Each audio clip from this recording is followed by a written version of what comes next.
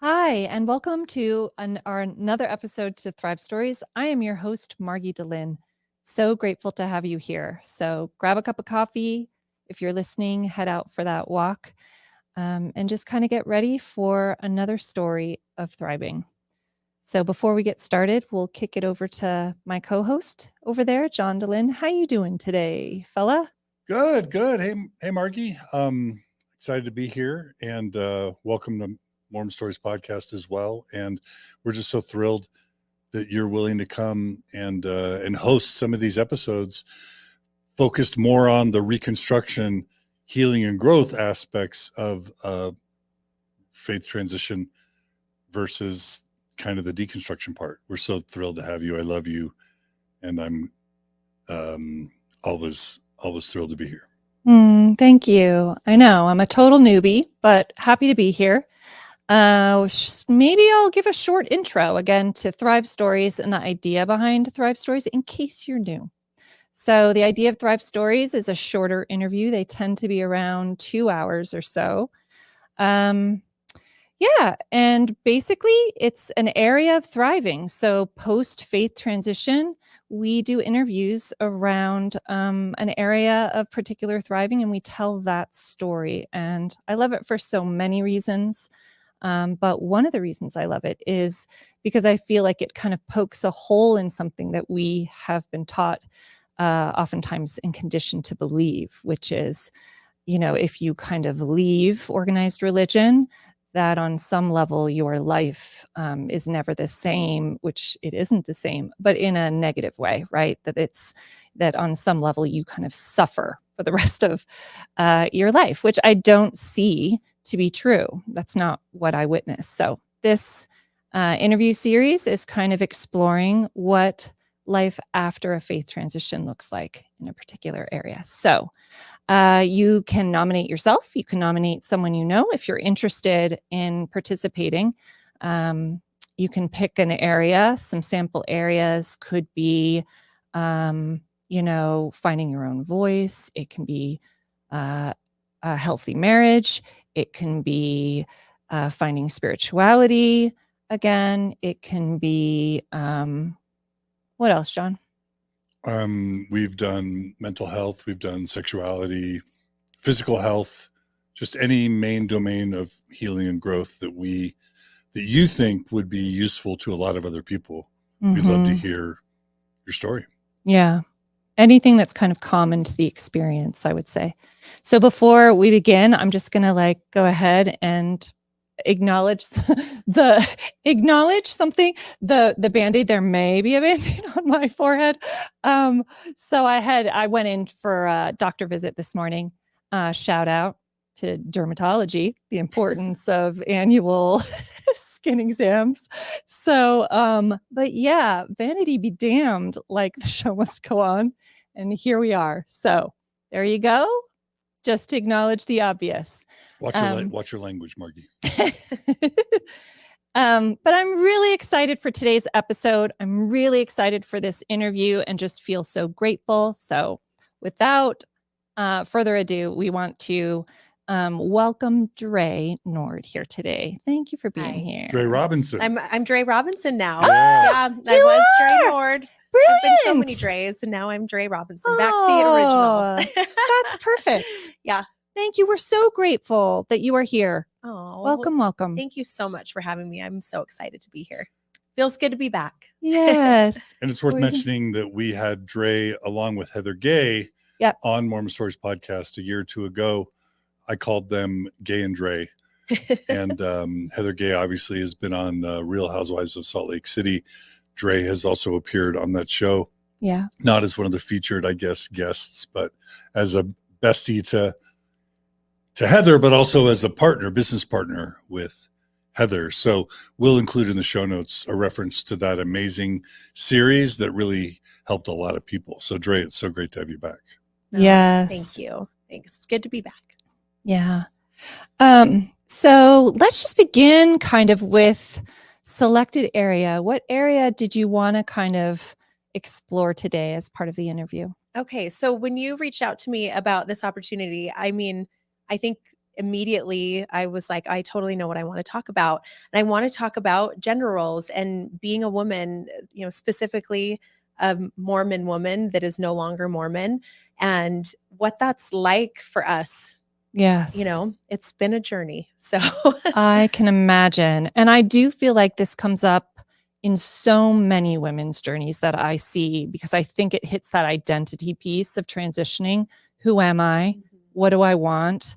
What brings me joy? What's my purpose? All of that, I feel like, can be wrapped up here. Yeah, totally. Yeah. Totally. So I'm excited to dig in. If people wanted to just kind of have a little intro to you, about kind of who you are, what you love, who you love, where you live. Do you want to give a little short synopsis before we? Okay. Yeah, absolutely. So I'm Dre Robinson. I grew up in Northern Virginia. I moved to Utah when I was a senior in high school, born to devout Mormon parents, the best parents ever.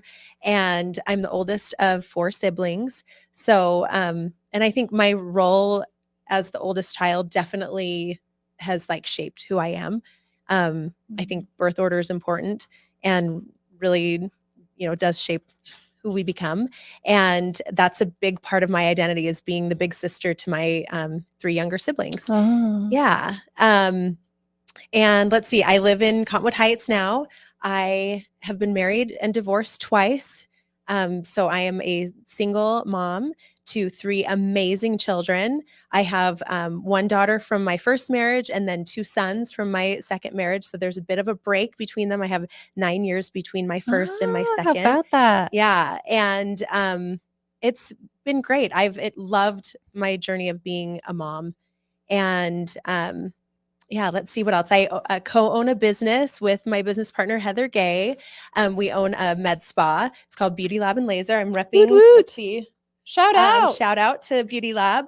Yeah, it's a med spa. We do skincare, injections, laser hair removal, all that kind of stuff in Murray. And having that business has changed my life for sure. Yeah. And who do I love? I mean, I love all of my people. I love my family, of course, my kids. I love my business partnership and friendship with Heather. Yes. It's one of the most fulfilling relationships in my life, hands down. And just all of the people that love and support me. I have an amazing village, so to speak. So yeah. And super passionate about mental health. I lost a brother to suicide 2 years ago.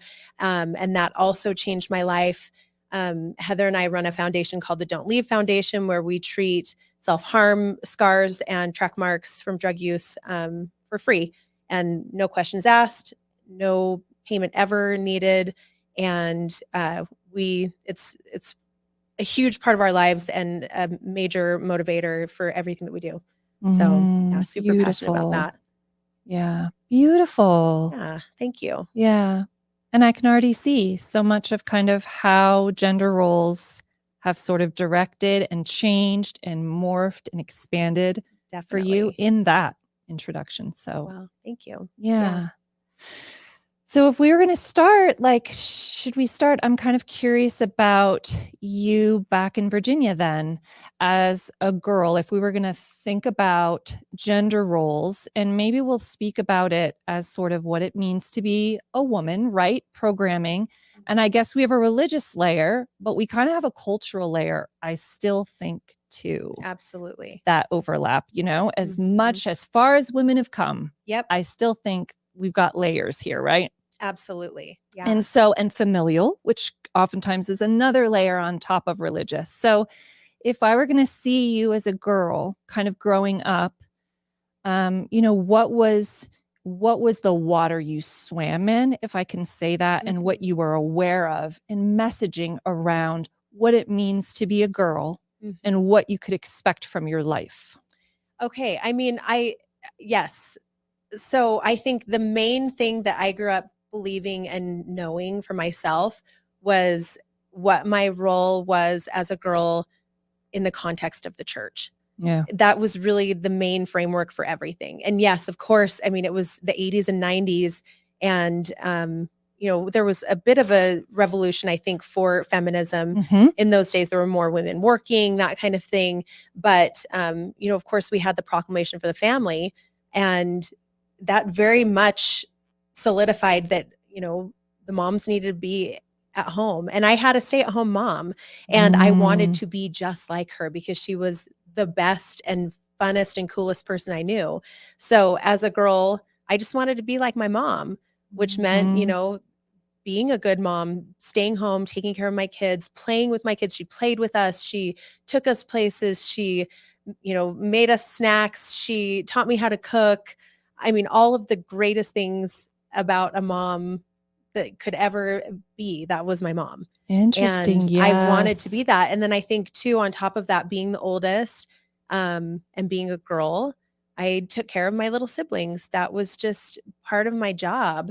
And very much was being so caretaking pretty Yes. early. Yes, yeah, for sure. And it was a responsibility I took on happily. I used to pretend like my youngest sister, who's 11 years younger than me, I used to make her call me mom when we were out running errands. I was like 16 years old. That's so weird.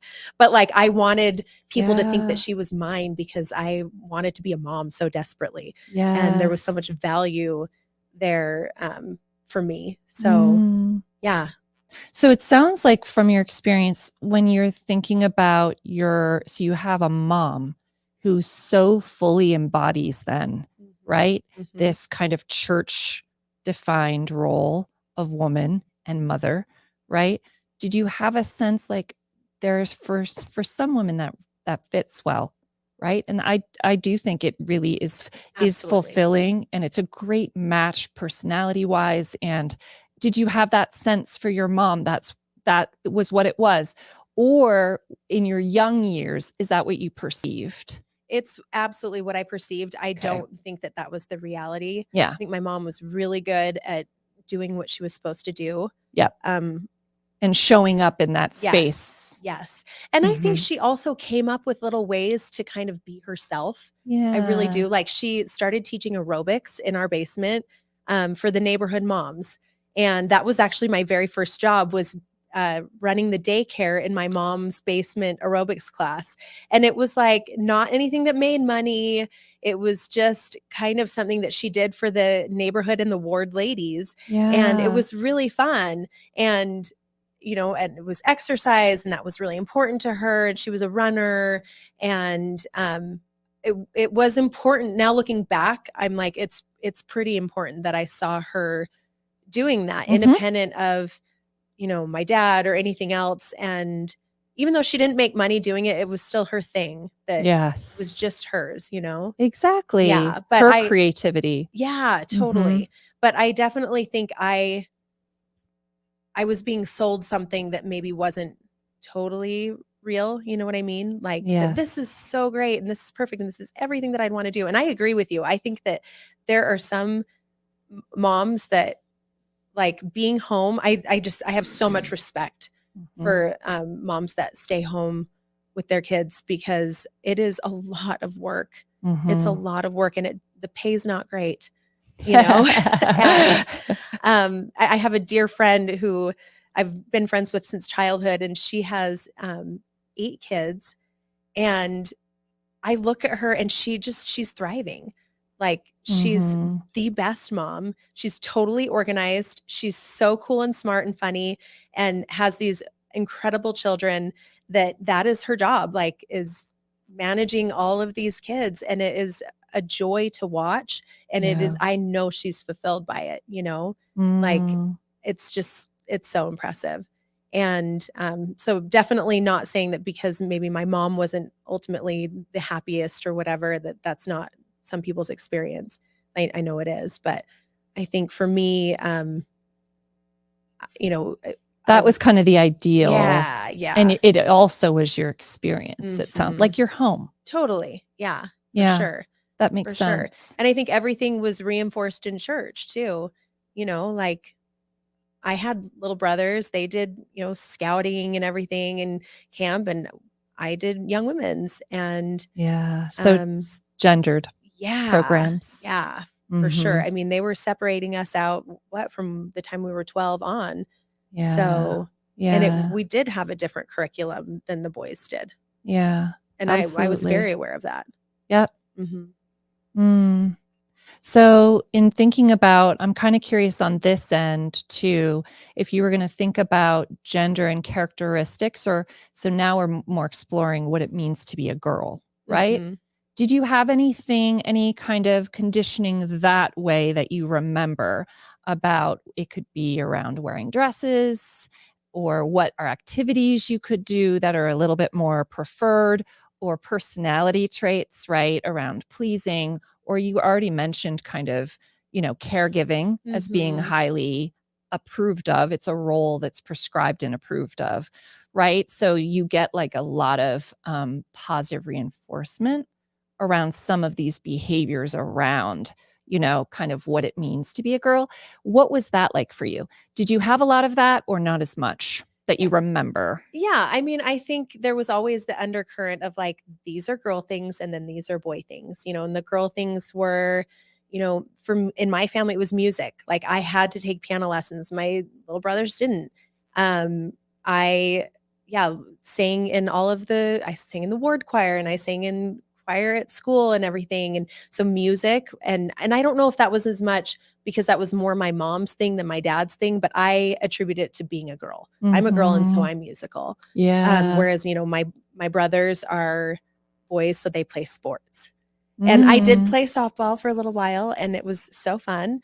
But I was never any good at it. And it wasn't really something that was like, honed as Yeah. far as my skills, and that was okay. But I Yeah. definitely was presented with things like, academics, like, I was the smart one in the family and a little, the well-behaved. And so those kind of things, Yes. I think, Well behaved. yeah, for sure. Well-behaved.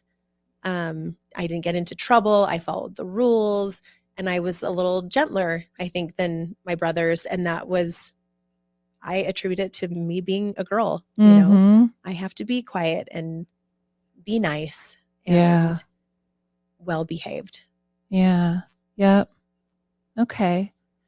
So, and then with those messaging, if we kind of built it out, how did that evolve as you kind of got older, if at all? But do you remember kind of in teen years, did it expand? Did it evolve at all for you? Do you have any memories of yourself as you kind of made your way through high school? Young women's hits, I think, very much on sort of this very, let's just say, gendered programming about Mhm. what you are, what your life should look like, Right. and what sort of the ideal woman looks like, and even kind of a priming for motherhood, right? Oh, absolutely. I mean, just dating out the gate, like, I wasn't allowed to go out with the same guy more than 3 times. Oh, yeah, that. That was a rule that we had in our family. And I think a lot of responsibility for staying pure and Mm, chaste.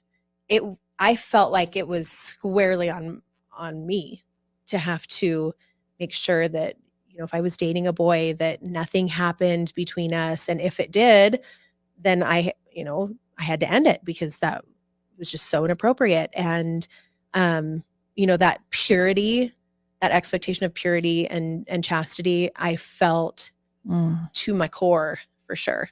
Yeah. So drilled in, right? And the responsibility, the way that I dressed, I was really modest. I was a really good Mormon and I was very, very faithful. And so I never wanted to cross any lines. I did not want to give anyone, the wrong idea, avoid the appearance of evil. And so I took on that responsibility as a woman that, I need to Mm, keep these boys on the straight and narrow and keep their thoughts pure. And it's up to me to do that. So, yes. Yeah. So kind of through your teen years, it sounds like a buy-in, right? oh yeah. Kind of like yeah. So Mhm. it's on some level, and not a lot of any questioning going on, or you're kind of feeling this isn't resonating, or where you feeling inner tension with some of the things. Did it all sort of sit well at this point with Yes, I you? think as far as the church Mhm. went, yes, it was total buy-in. I wanted to be chaste. I wanted to be pure. I wanted to, get married in the temple. I wanted to it was never a question of what I was going to do. I knew that I was going to become old enough. I was going to get married or go on a mission. And I did consider that, that was part of my like, okay, well, if I don't think I'm getting married, then maybe I'll go on a mission. And so there was never any conflict with that. I think where there was conflict was in kind of some of my other aspirations. For example, when I was 16, I had a pager. That dates me a little bit. And I really loved it. And we would do pager code. And I remember one month my bill was really high and my dad said, I'm not going to pay it. So, and I'm like, well, what do I do then? And we better get a job. And I had been a nanny before. And, I had done some babysitting and stuff, kind of your typical after school for girls kind of thing. And I was like, well, I don't make enough money doing that. And so I got a job at the gas station in Alpine. And I loved it. And I loved the independence that having my own money gave me. And that was a little scary. I think there was some dissonance there for me that I was like, oh crap. Yeah. I really like this. And I liked, going in early on Saturday mornings at 6:00 and opening and being in charge. And I liked staying late and closing the store. And, it was that kind of stuff. I liked the independence that I had. Yes. I had zero question about, whether I was going to be a virgin on my wedding night. Like, of course I was. And of course I was going to get married in the temple. And of course I was going to be a mom. And of course I, was going to do that path. But working I was like, oh crap, I kind of like this. That would be hard for me to give up. So it like introduced you to kind of a new part of yourself. It sounds like. Yeah, definitely. And that self was a little bit different. Definitely. From okay. Yeah. Yeah. Okay. And I started my first business when I was 18. Oh. And it was a little vintage store in Provo on Center Street. It was really so fun. Yes. And I remember my dad just shaking his head because they'd put some money in an account for us kids for college. And I asked him if I could use some of my college money to start this business. It was a girlfriend and I wanted to do this business. And, we kind of went the rounds about it. And I had a missionary that I was waiting for. And I ended up winning that battle. And so I took some of the money and we did this business and it was really fun. And I loved it and I was good at it. And I also knew that once my missionary came home, I was probably going to not do that business anymore and I was going to get married. And it's kind of sad. Yeah, that's such an interesting reality to just sort of have. Yeah. Where it's like, okay, well, I'll have this part of my life emerge and I'll love it. Yes. You are still loving it. Yes. And then we'll just end it. No questions asked. And I was cut totally, it off to be with this other human. Yeah. I knew that that's how it was. I knew that there was an expiration date on me doing a business or anything like that. Yeah. 18. So it's young for a business. Do you remember where that idea kind of came from at 18? So you're working at a gas station. You love this sense of independence. You have kind of your own world. There's separation from your family, right? Where you have like autonomy and and the money. Do you remember where the idea came from? Like, I'm going to start this vintage store. I mean, it was just like a weird conversation. I think that me and my girlfriend at the time that we were just like, wouldn't that be fun if we did that? And I was like, yeah, that would be really fun. We should do that. And I knew I had a little bit of that college money and it's like, I don't know. Wow. I think I've just been an entrepreneur always, Yeah. And it just happened. You make things happen. Yeah. It just happened. Yeah. So. Okay. So you have this store, you create this business and then how does that kind of play out from there? Did the missionary come home? Yeah. Did the So we Did did, this shop end? yeah. So we did the store for a year, and it was like the funnest, best year ever. It was so great. We lived in a little apartment above our shop, Oh. and the store was not a huge success. It was not doing great. And so we decided that we were going to turn it into a live music venue on the weekends. And so we would push all of the inventory out, and we would have bands come play. And it was just the best time. We were resourceful. We Yeah. we weren't making tons of money. And so we're like, we got to make some more money. So let's do this. And we did it. And it was really fun. And after a year, we kind of both sat down and said, okay, what do we want to do? She had gotten into art school. My business partner had, and my missionary was coming home. I was like, well, I think maybe, our lease is up. That was really fun. We knew that this wasn't going to be forever. And so we sold off the rest of our inventory. We actually ended up paying back the little loan that I got from my college money, and we broke even. So Mm. yeah. I love that story. Yeah, it was fun. It was I really love that fun. idea because I think at 18 or that age, this idea of you being able to explore ideas for yourself and for Mhm. your life. And I feel like that is almost more the point than success. Like this idea at 18 or 19 that you're going to have one idea and it's Mhm. going to, so it's like trying on identities. It feels like you did that for a minute. Yeah, for sure. I did. And you know what? Props and shout out to my parents. Like, I don't know that, because I have an 18-year-old. And if she came to me and said, Mom, I want to use my college money to do this weird, project or whatever that is pretty obviously not going to, make me a ton of money or be my career forever. I don't know how easy it would be for me to take that leap of faith and say, sure, have at it, Yeah. And I'm very grateful to my parents and especially my dad. He had some stipulations, like he was teaching actually at BYU at the time. And he said, and I wasn't going to BYU. I was taking classes at UVU. And he said, you need to come audit my class. And it was some business class. And he said, so if you're going to do this business, you need to do your classes at UVU, but then I also want you to come and audit my class. And he made me do that. And I learned a ton. He was a phenomenal teacher, and I learned a lot from his class. Yeah. And so just I'm shocked actually when I think about it that they let me have that experience, at 18. Yeah. Yeah, that's such a great story. So when you're thinking about kind of this gender role it sounds like young adulthood now, Mhm. right? How did that shape what you wanted for yourself and how you made decisions at that time in life? So with regard to your education or what you studied or, some of those things, did it kind of in your young adulthood years, so kind of early 20s, when you look back, where does it show up if it does? Yeah, I mean, I think I just always knew that I was going to get married and be a mom. I wasn't going to have a career. It really didn't matter what I studied in school. Um, and I think when I had my store, I was, doing uh, generals really, but I called myself a business management. And then I thought, well, maybe I should do teaching because, it seems like the default for all of us gals, if we're going to go So to true. school, we may as well get a teaching degree, elementary ed.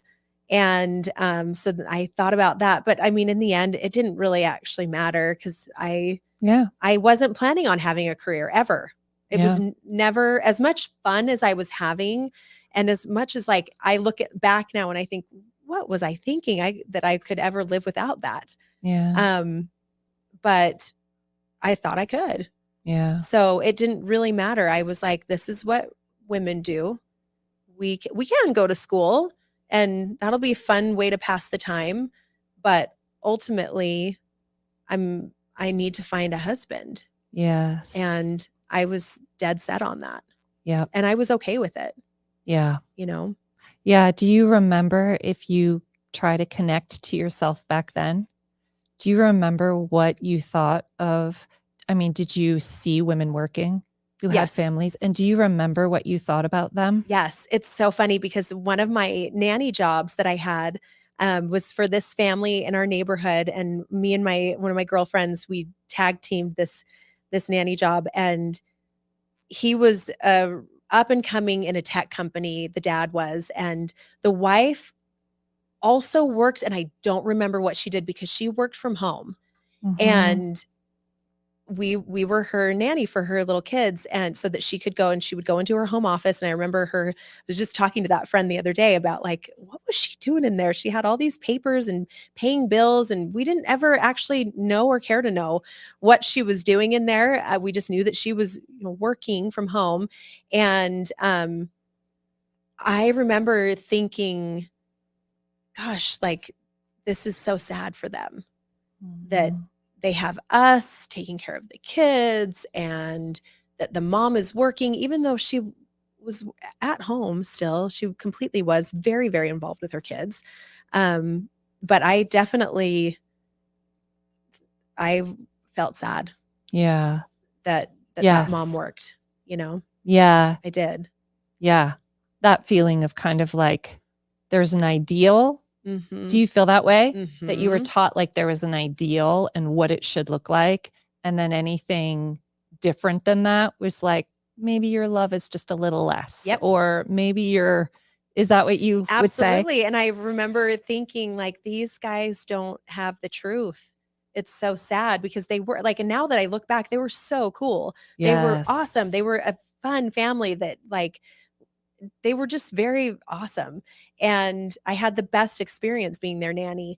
And I remember having, and I think I wrote in my journal even that like, it made me sad that this family wasn't Mormon, because they were really so great, but how happy can they really be? Yeah. Like if they don't have the full truth. Exactly. Yeah. Yeah. I do. I find this to be a really sticky area for women in particular when they are transitioning, because I feel like we're amidst that. And I'm curious if you relate to this, but I feel like you learn to sort of, what would I say, as the tower kind of falls around identity and what it means to be a woman, and you start kind of looking at what you want or what actually would bring you joy, or, what a fully embodied mother would look like, right? I just feel like you can do that rationally. I think that reframing can come rationally and you believe it, like you can reframe that. But I think emotionally, sometimes that's a sticky area for women where that guilt, like it's so conditioned. It's so part of like just developmentally as we're growing, it's so a part that it becomes very difficult to disentangle. Is that your experience? Absolutely. Absolutely. I totally relate to everything you just said. Completely. Yeah. Completely. It is really sticky. Yeah. Yeah. And it's hard to extrapolate yourself from that. Yeah. Yep. Yeah. This idea that there are many ways to be an amazing mother. Mm-hmm. There are many ways to embody sort of being a fully embodied woman with full emotional range, full characteristic, right? Yeah, absolutely. A lot of different personality traits. Yes. In balance. Yes. Yeah. And I would say that like, in my little bundle of what it means to be a woman, of course that was influenced by the church and young women's a lot, and then as a young adult, it was this idea that I was going to get married. I was going to be a mom, but also like around sexuality as well. Like that was a no, hands off. I don't want to know anything about it. I don't want to really, it was never nurtured for me at all. And so that was kind of something that when I did, get engaged and everything, I had to like push that to the back of my mind, because I was like, well, what am I even going to do? And for me, it was, I didn't want to seem promiscuous at all. I didn't want to seem sexual. And that was a big part of being a woman for me, was being chaste. That's right. And almost kind of innocent. Like, I don't know. Absolutely. I'm not sure. Yep. I have no. Absolutely. So that, I mean, even before I had the experience of being a mother, because that's its own huge thing. Just being a woman, that it was a confusing thing. Yeah. As a young, 19, 20-year-old facing that, like, oh, I'm going to have sex at some point. That was scary. Yeah. You know? Yep. So would you say at that point in time, so similar point in time, that your sexual self, that was just like a closed off dark room? Absolutely. Was sort of like, we never go there. We don't know. talk about it. It's not, I'm not even going to acknowledge that it's there. Yeah. Yes. So, Okay. yeah. So I was grossly unprepared to have any kind of sexual experience, for sure. Yeah. And for the most part, do you feel like that, I'm not going to say worked, but like you were able to do that? Yeah, absolutely. Yeah, Okay. I was. It was not hard for me to follow the rules. Yeah. Yeah, it was not hard for me. Yeah. I just turned it off, you know? Mm-hmm. Yeah. And would you say that on a level you found comfort in that structure then? Yes. Yeah, it was the ultimate safe space. Because if you don't have to acknowledge it or deal with it, then you're safe. It's comfortable, you know? And again, it wasn't my experience. I wasn't a girl that was dating a ton or, having a lot of opportunities to have sexual experiences. But I was so devout and like just committed to my faith that I think if I had a lot of opportunities, I don't think I would have taken them. Yeah. I was really committed to staying pure. Yeah. You know? Yeah. I think this is so interesting because I think on the one hand, for me, it feels like, part of the conditioning is to be attractive though. Right. Right. Yep. So there is sort of this sense of like being pleasing for someone else, to be attractive to someone else. And so on a level, like you have to be aware of that. Yes. On a level and sort of, I don't know, offer that in a way. And that is part of, I feel like, some of the conditioning around that to be marryable. But then on another level, it's also that you actually have no connection with yourself in that way to offer that in relationship, this sensual, let's not even say sexual, but even just sensual pleasure self, let alone sexual pleasure self. So it's kind of an interesting thing because on a level, it's very important. I feel like surface things within Mormonism and women, a lot of value is placed on kind of how attractive you are. And it's one of the few things, other absolutely. than that you offer, but then the substance of which, something that could really add to your joy, pleasure, connection to you, that part, no. Yeah. None of that for you. No, I've actually never even like connected that, but you're so right. And how confusing. Yeah. How confusing for a developing brain to be told, yeah, you got to be skinny. It's, most important. And you have to be good looking and, well put together and all of these things. Why? To attract a mate. That's right. But then on the other hand, all of the other things that come with attracting a mate, turn that off. That's very confusing. Very, very confusing. It is very confusing. And it kind of brings into that, the bigger programming of you exist for others. Yep.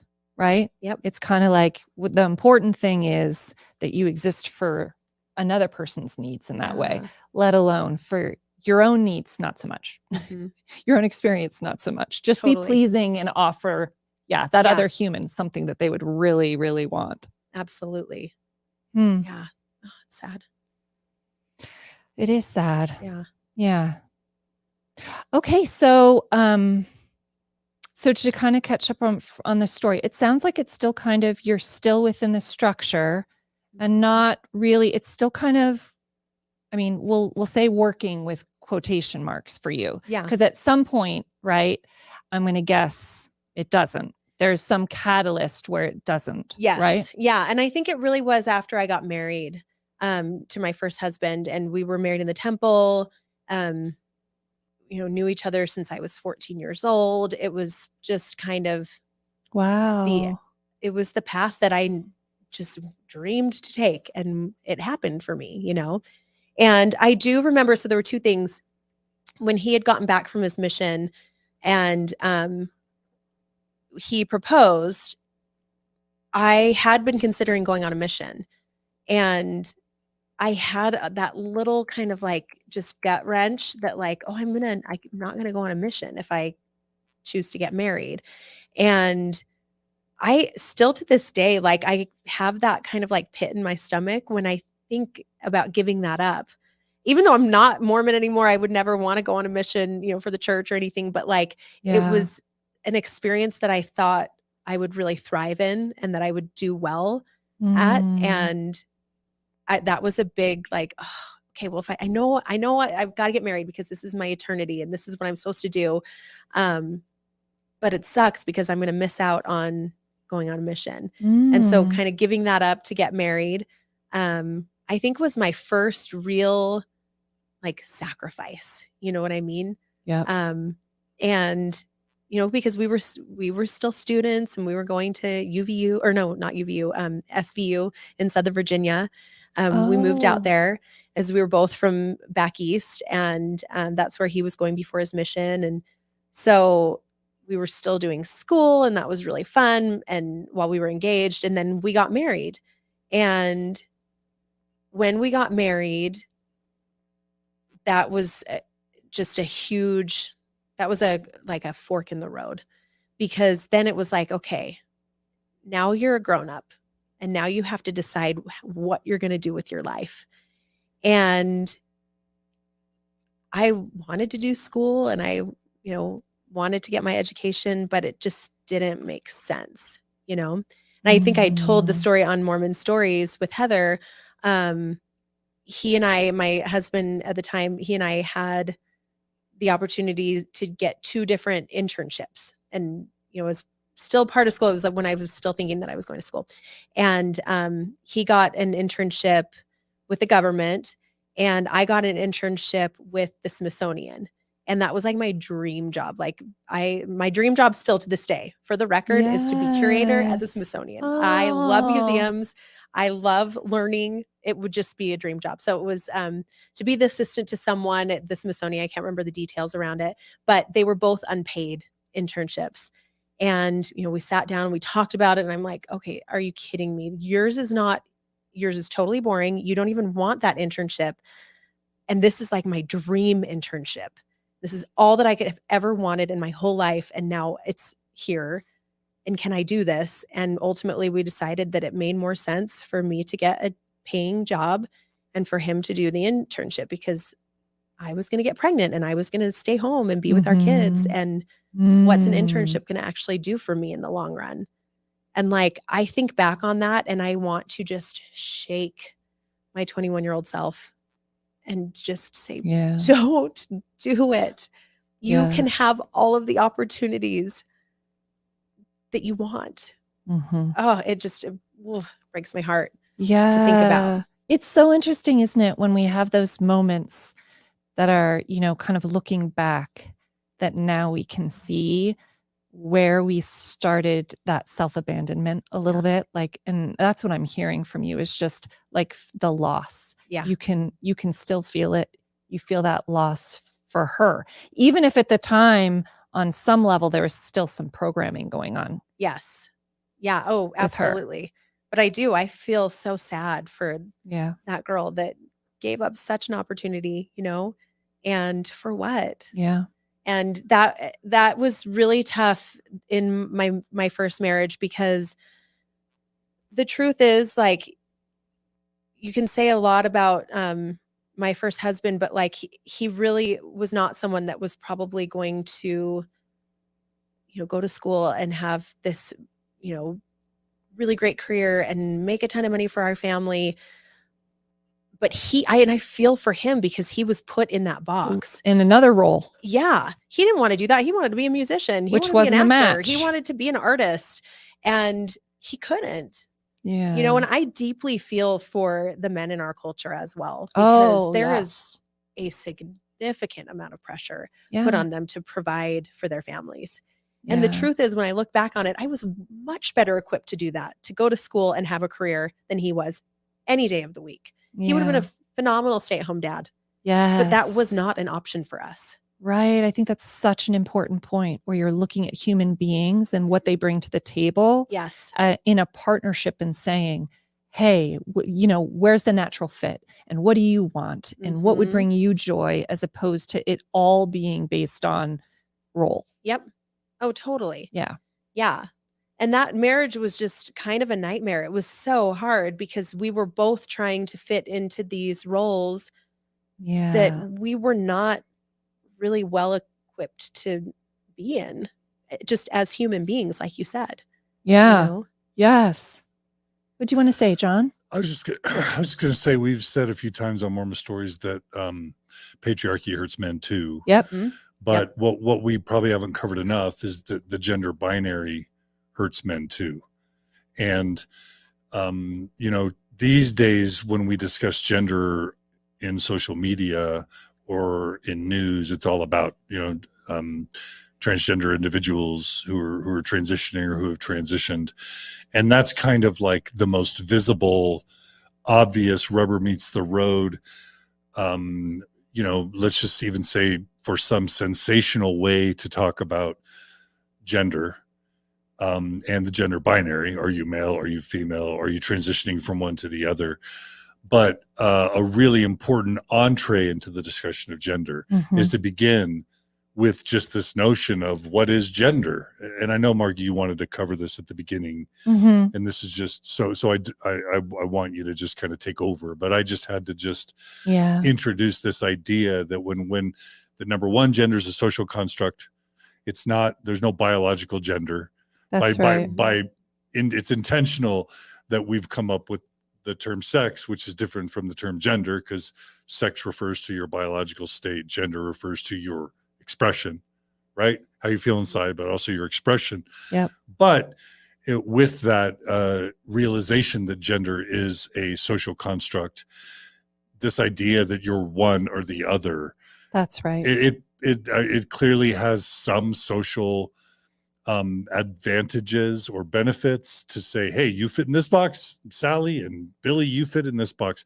And certainly for the ideas of replication, growing the species, making religious organizations or whatever successful, having high population counts, maybe having a gender binary is optimal for the largest population possible, and of power humans. structures.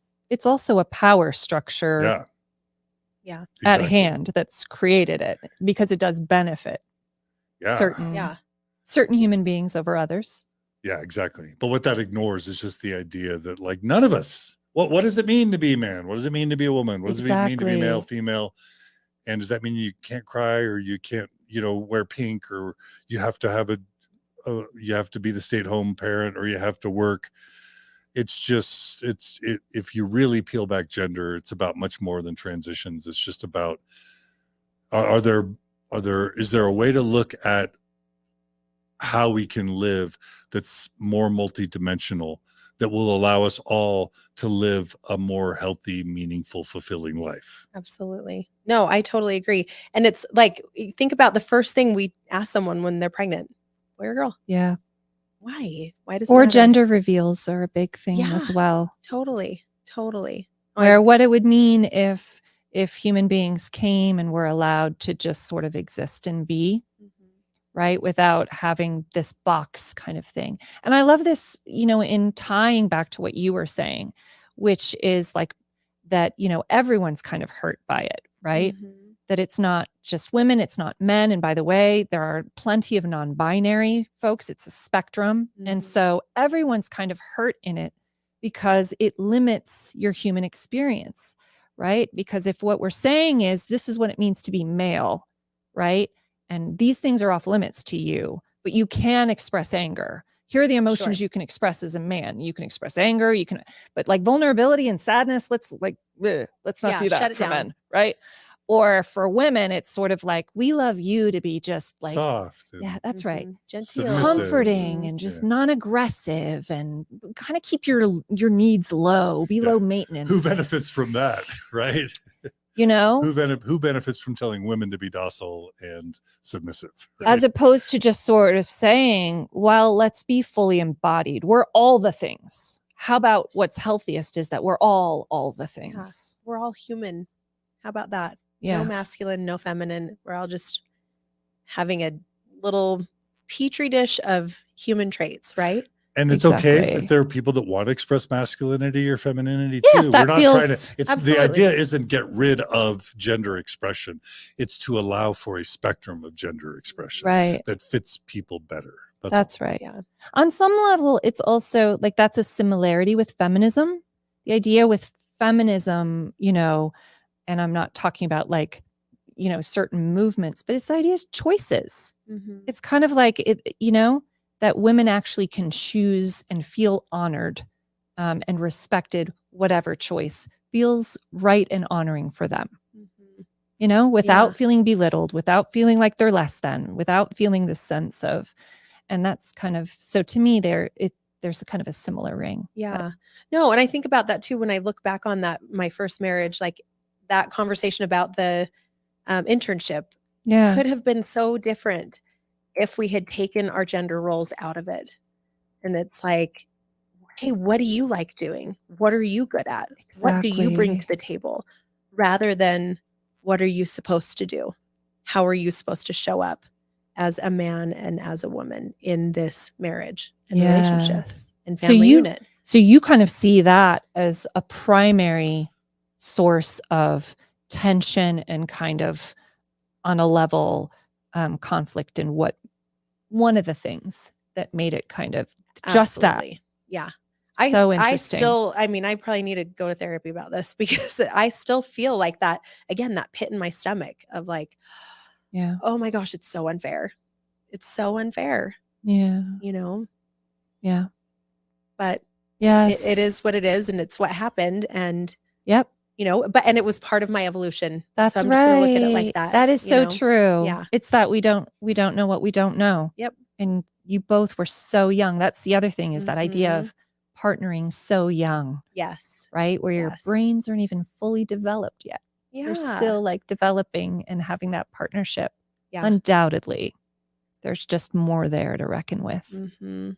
Yeah. Okay. I know. And after that, I did get pregnant and I became a mother. And that's the other big thing that changed my life. You know, it changed me forever. And my purpose in this world Mhm. would never be the same Yeah. after I became a mother. And, you know, I definitely felt that, you know, the stakes were higher. Then it's like, well, there's no going back. And this is what I am doing. And I want to do it. And I would never let anything get in the way of that. And right around that time was when I left the Mormon church. So talk about some seismic shifts. Oh. Yes, Yeah. absolutely. Okay, so you have your oldest daughter, Mhm. right? Mhm.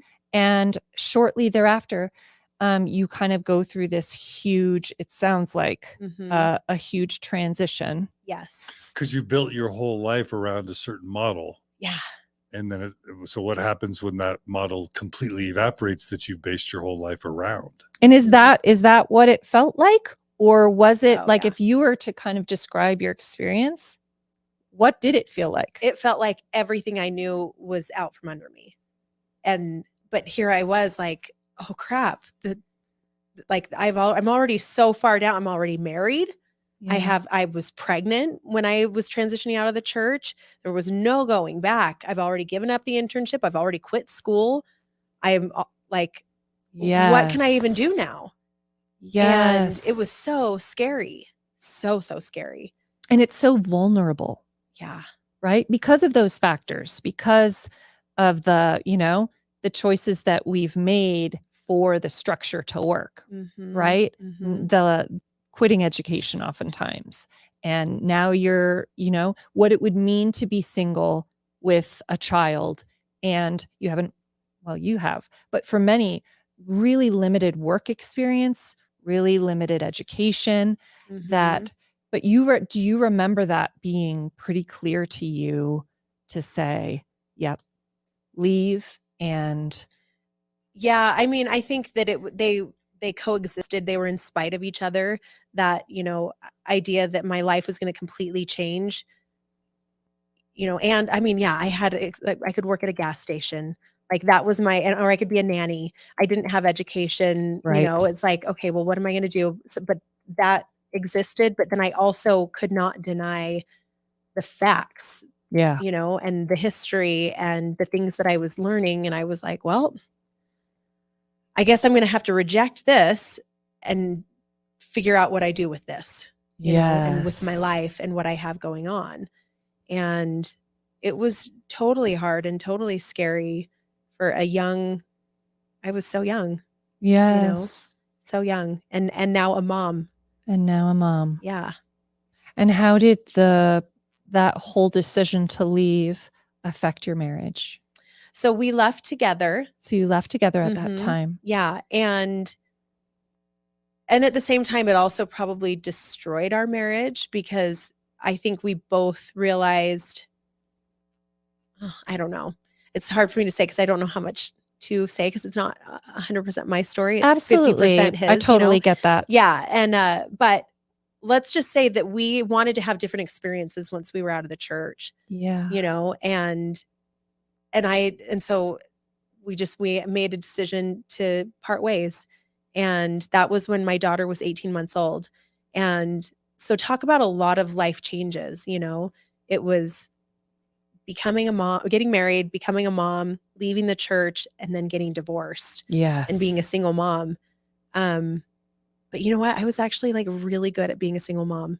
I was awesome at it because I loved school and I loved working. Yeah. And it was kind of my default. Like it wasn't the ideal, but I was out of the church now. And I'm like, well, I guess I can make this work. And I did.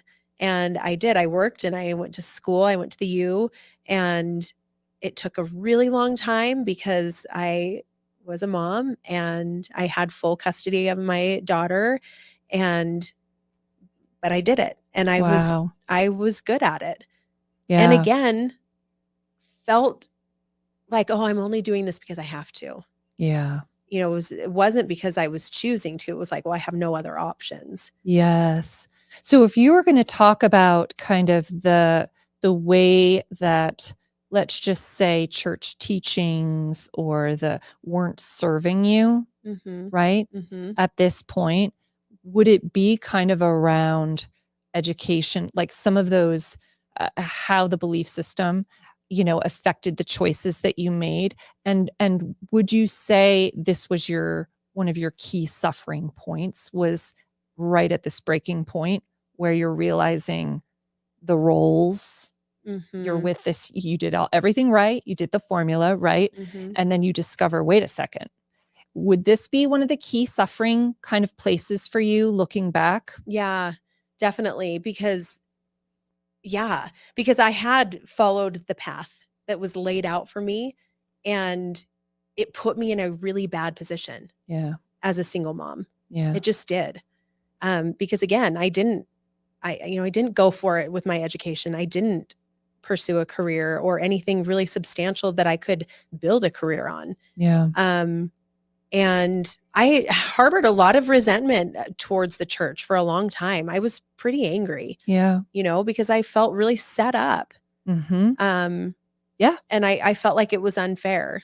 Yeah. And why did no one prepare me for the possibility? And even if I had stayed in the church, that's the thing. It's like, we don't have any guarantees in our life. You can lose a spouse, you can get a divorce, you can, have someone become, sick or whatever. And like, why was I not prepared to take care of myself? Yeah. I didn't understand how I could have gotten there, Yeah. So yeah, by doing everything right, by being obedient. Yeah. Right? By doing what was asked of you. Yeah, for sure. For sure.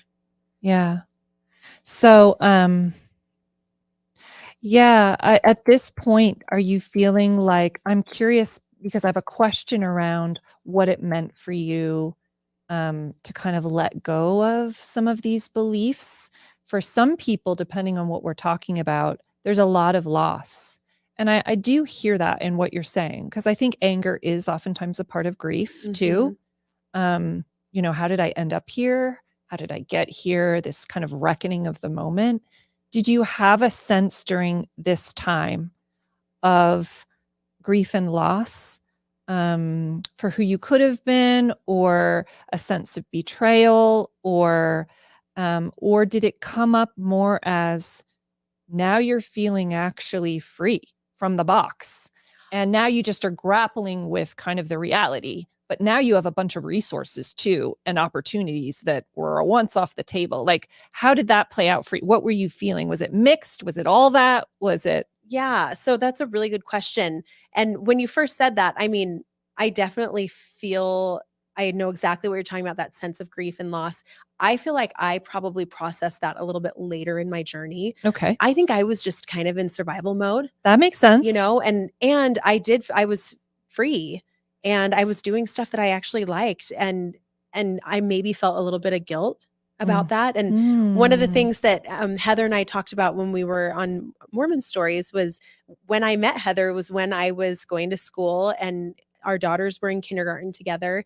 And, you know, she was kind of queen of the moms, queen of the PTA moms. Her husband was rich and she didn't work, and she had these 3 beautiful girls, and she lived right by the school, and they would walk to school every day, and she'd push her stroller, and I knew exactly who she was. I knew who all the moms were, and they were all a little bit older than me and established. And then here I was in my waitressing uniform, you know, dropping off my daughter every day, and I knew that we were different. Like, it was very clear that I was not a part of that mom group, even though we all had kids the same age and they were in the same class, and you know, we went on the same field trips together and stuff. And there's and like a divide. Yeah. And Heather was always great to look out for Elsha, and because she knew I worked, and she would send me pictures from the field trips that I couldn't go on because I was working or I had class or whatever. And it was really nice, but it was, I mean, I knew that I wasn't one of them. But I think I justified it and thought, well, it's okay because I'm here because I have to be here. Like, this wasn't my choice. I'm here because I'm divorced, because I'm a single mom, because I have to get my education, because I don't know what's going to happen to me and my daughter. And so I don't think I processed that grief as much until I had my second round of being a mom. Okay. Yeah. Yeah. And at this point, did you have a sense, were you already both deconstructing your beliefs around gender roles as you became the primary, earner and kind of in your little family? Or do you feel like that came later? Like, did you have a sense that things were shifting inside of you, of just sort of like, this can be actually ideal, amazing in its own way, because you're like giving birth to a new you, and your daughter is experiencing a mom in a way that, for me, I mean, I think is amazing. But like, what was your sense of you at that time looking at you? Was it the old programming kind of judging, like, I have to do this and this isn't ideal and I'll get back to that really soon, that ideal soon? Or were you at that point kind of saying, I feel unseen, first of all, by this group of women who are, in this world, bubble kind of, but I also know that what I'm doing is great, like really amazing mothering too. Yeah, no, I was not there yet, for sure. I think I'm there now. Yeah. But at the time I kind of felt bad, like, for Elsha, for my daughter, and that, I don't get to go on all the field trips, and that makes sense. that kind of sucks, like, that it's not that way for me. And I think there was definitely some shame, for sure, that, like, I was this working mom and that I was going to school. And I think I was pretty clear that, like, my ideal was to be one of those moms eventually. But I was smart enough to know that I couldn't bank on that. And so I wanted to have a backup plan. I wanted to get my education. I wanted to have a career for myself, in case I never got married again, because I knew that was a real potential. I did. I knew I wasn't Mormon, had this child, it was a lot. And so I was like, I don't know that any guy's going to take this on, but hopefully I will meet someone. But that was, it was still my plan to get married again. Yes. And be a stay-at-home mom. And to be a stay-at-home mom. That's the funniest part of it. Even though, and you're working, it sounds like all the time. Yeah. Is that right? You're Yeah. working a great deal Yeah. at this point of life. Mm-hmm. Yeah. But you're still kind of conceptualizing, even though you have seen these parts of yourself Totally. with work and enjoying some of those things, you're Yeah. still sort of connected to. Yeah, that makes sense. Yeah. And it's so funny because I look back on that and I think of, for example, when I graduated with my bachelor's, I was so proud. So tell us about that. At what point did you graduate with your bachelor's? So I graduated in, I guess it was 2008. So it took me 5 years to get my bachelor's, but it's fine.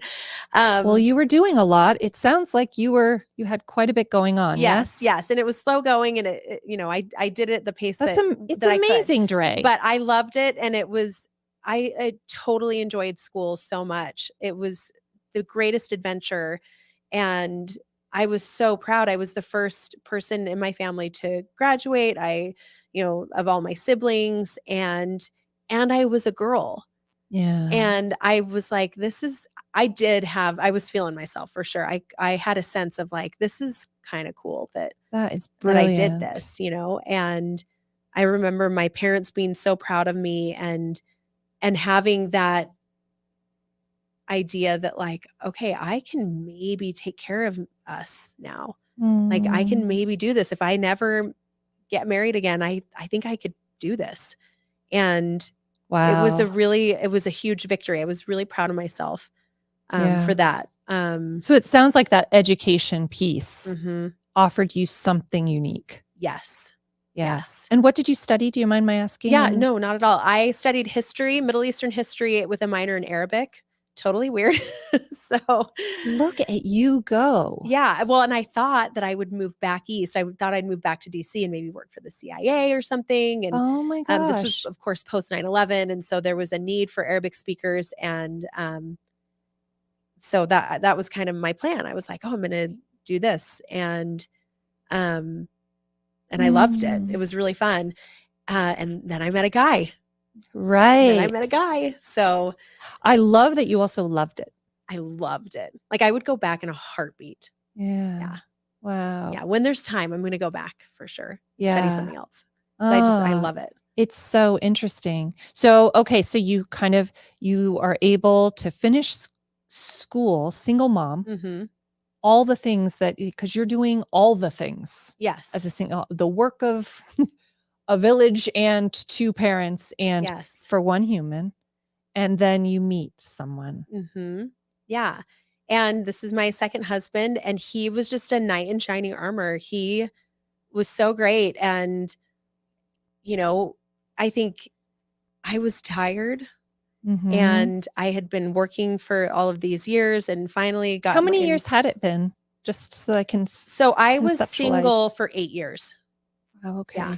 So working just really, really hard, doing full-time home stuff as well. Yes. In the after hours. Yes. Yes. Yeah. And I was waiting tables. And so I could make that work with my schedule because it was good money. I worked in Park City, and it was just a lunch shift or a dinner shift, and so like I would schedule classes in between my shifts and everything, but it was work on my feet and late hours and the drive and everything. So it was exhausting. I was tired.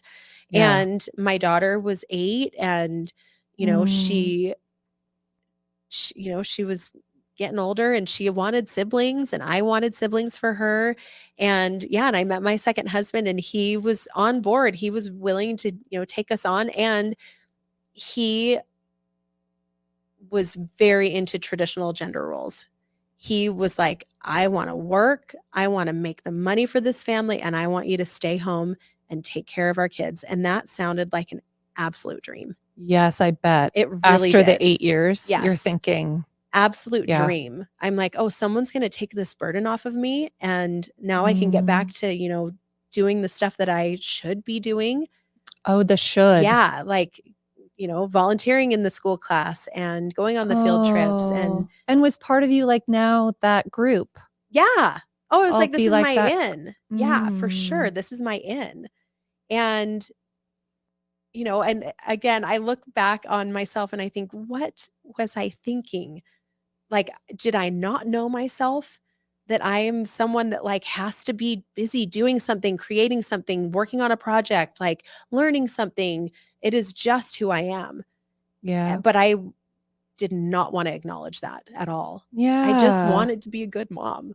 I really did. And I wanted to be a good wife and prove that I could be a good wife.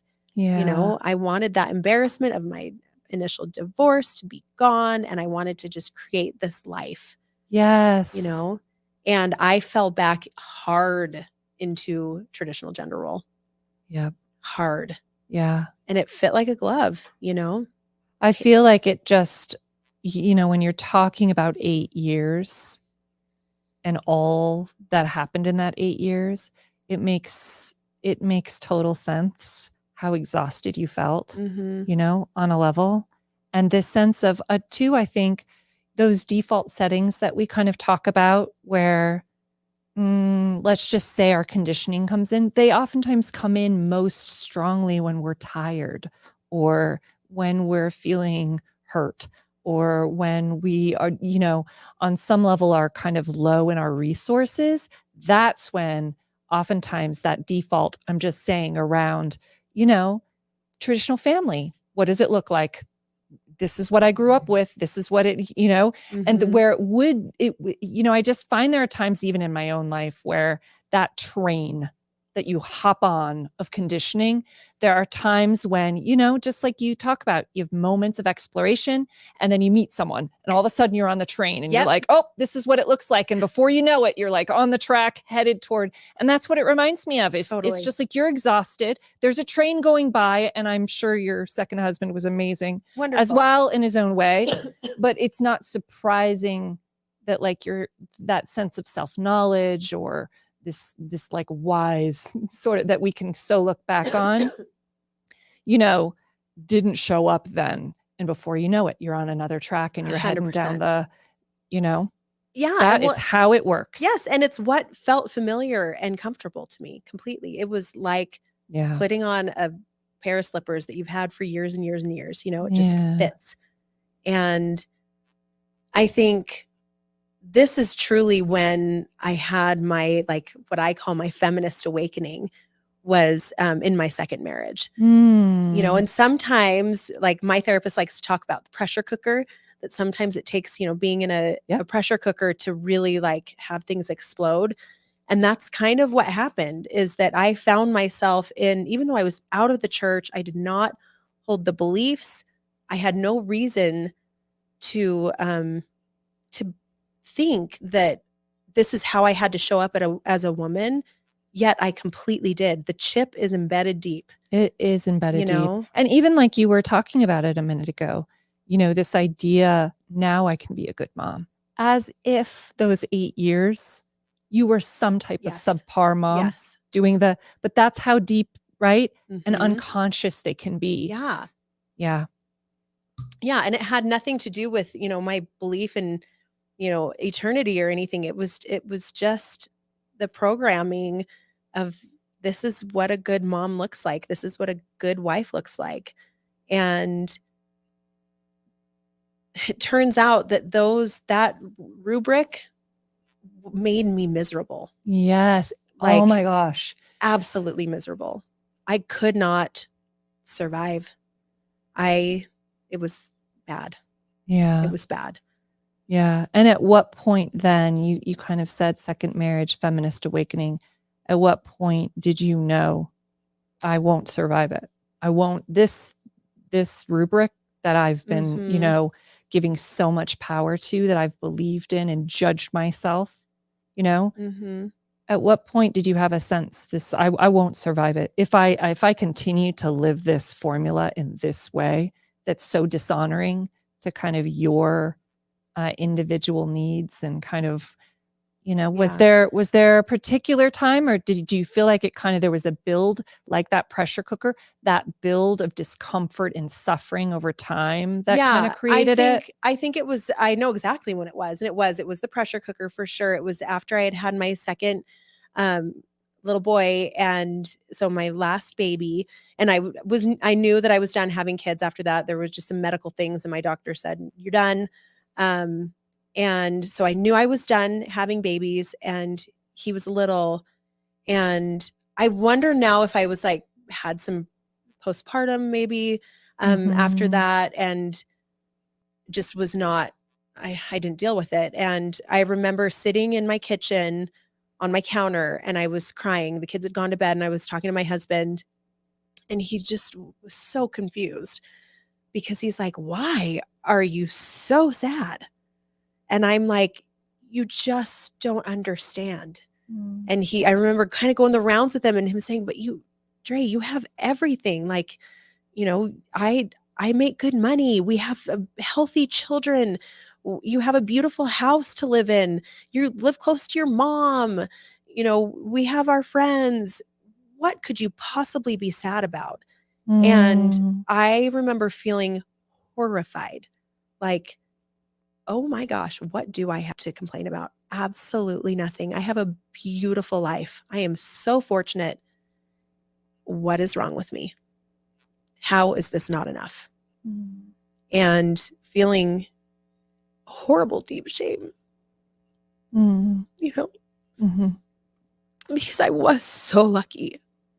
And I felt like there was something completely wrong with me because I wanted something outside of what was there and perfect, And I mean, obviously I feel bad still about that because anybody would have wanted to trade lives with me. I had a great life and I was so miserable. Yeah. And it was shortly after that I'm reconnected with Heather. Oh, okay. And I remember. So would you say at this point you experienced a disconnect in what you were feeling and experiencing, and your husband, kind of his sense of being able to kind of really understand that? Yeah.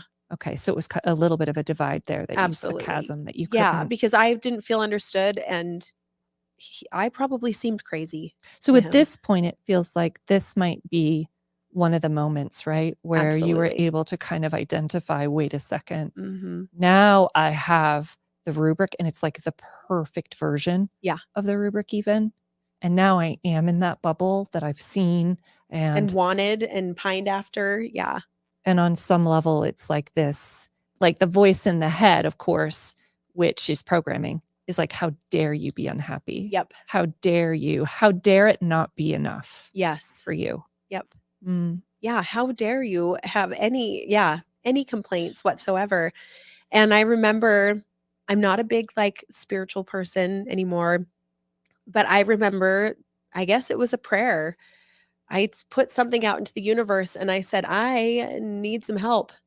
You either have to knock some sense into me or bring me something, because I cannot do this. Yeah. I will break. And it was truly maybe a couple weeks later that I bumped into Heather in the parking lot of the choir concert at the junior high. And she just said, hey, what are you doing these days? I said, I'm home. And she was like, well, I'm doing this business. And it was, I had worked at a med spa after I graduated for a little while before I got remarried. And she was like, I know you've been in the industry. Do you have any interest in coming and just consulting with me and talking to me about it? And I was like, oh my gosh, maybe the universe is real.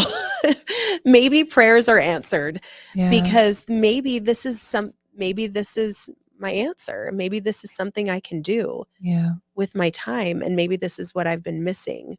Yeah. And turns out it was. That's amazing. You said 2 weeks?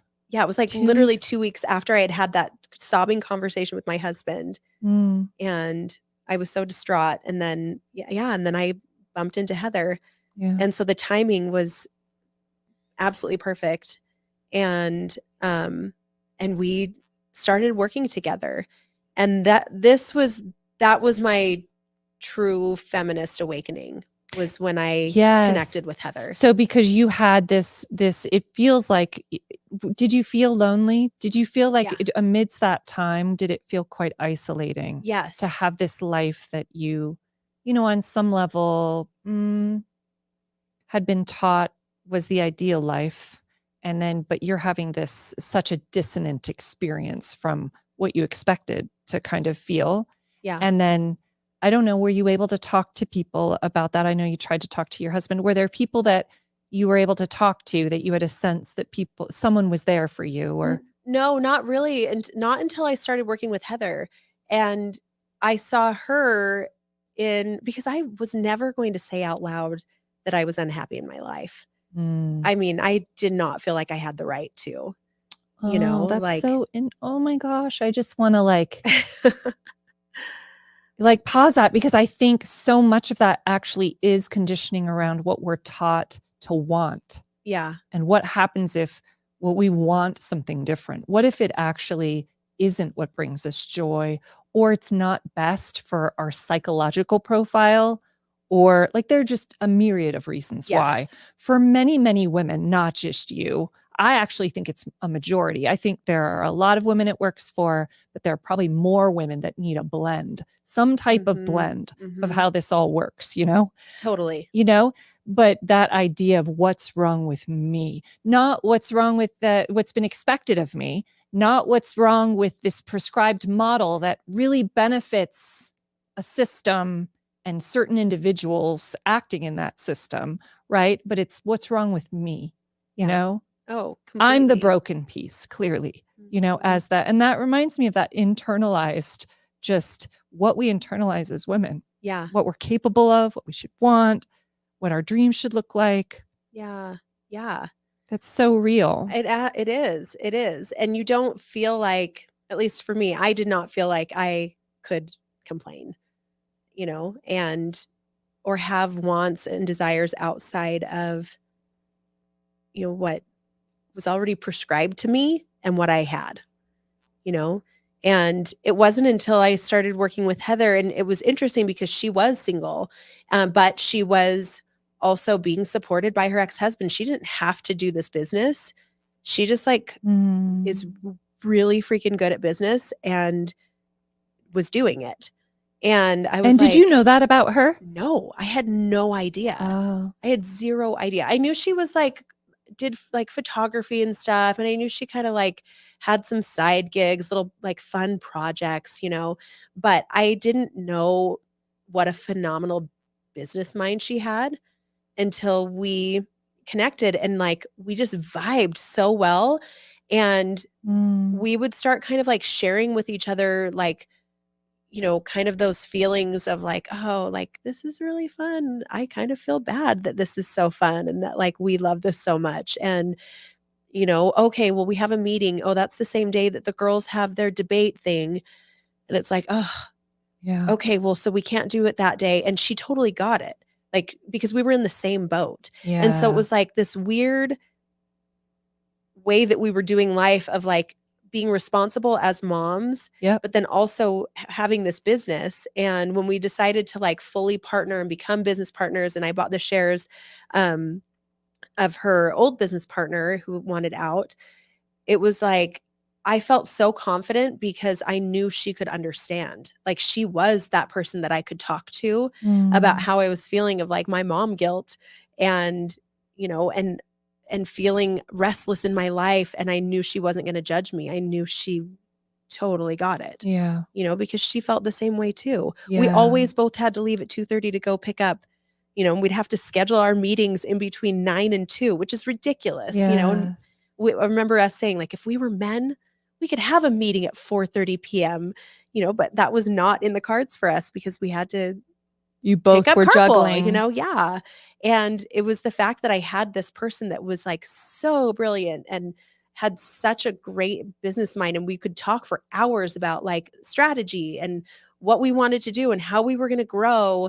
And it was so stimulating and really filled my cup, you know. And then we could swap recipes and talk about carpool.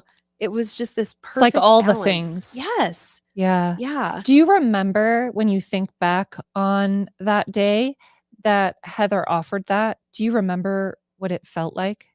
Yes. What it felt like for like what did it, It if you had felt to like an describe? oxygen mask being physically placed on my face, and now I could breathe. Mhm. Like, it was a rescue.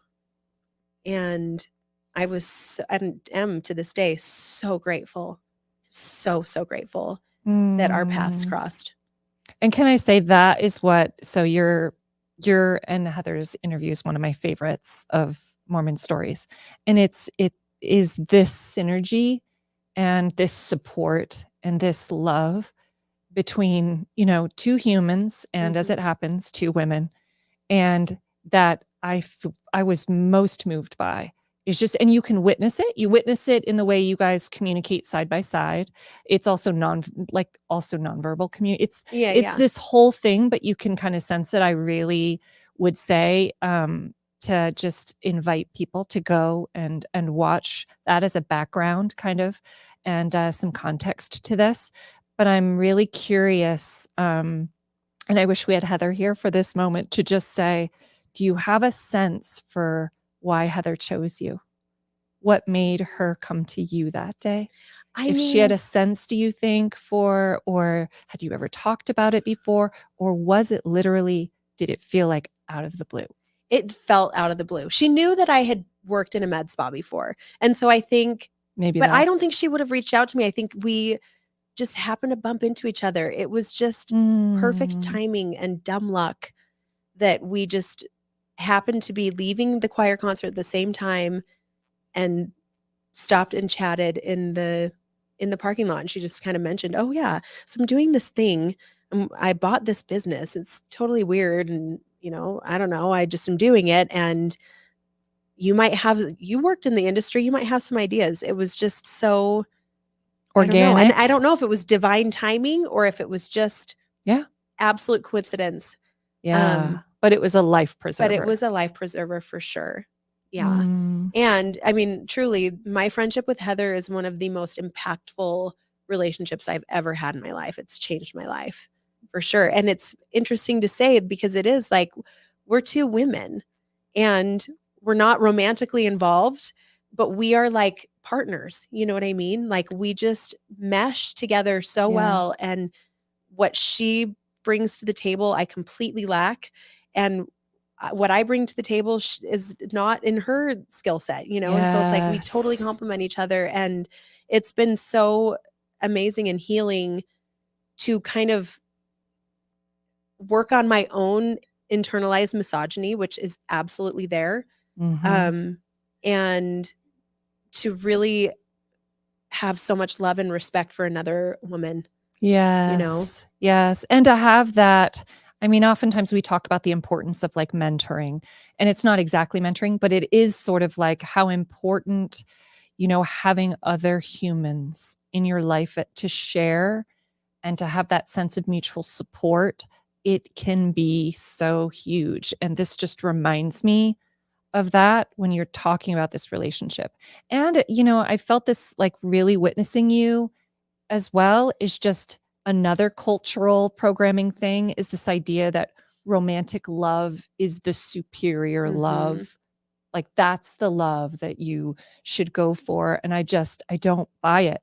I feel like, there are friendships that are last longer or, more intimate in this emotional connection. It's not about making one the best. I'm just saying, like, I think it's interesting because friendship love can be some of the best love there is. Yeah. And it can last a lifetime and it can be so inspiring. And this idea to make romantic somehow, idea, I just watching you two and also having experiences in my own life of friendship where I love my friends, right? That they're so pivotal.